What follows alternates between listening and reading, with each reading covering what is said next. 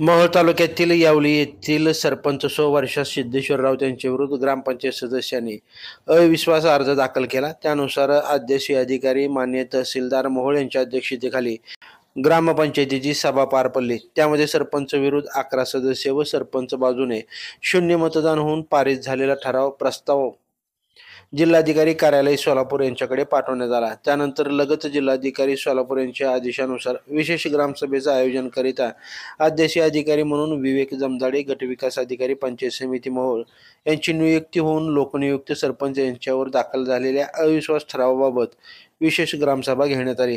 यावली गावचे एकूण मतदार 3112, त्यापैकी 525 मतदार सभासद उपस्थित होते।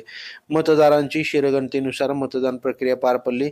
सरपंच यांच्या बाजूने 37 व सरपंच यांच्या विरोधात 488 असा सरपंच यांच्यावरील अविश्वास ठराव मंजूर झाला।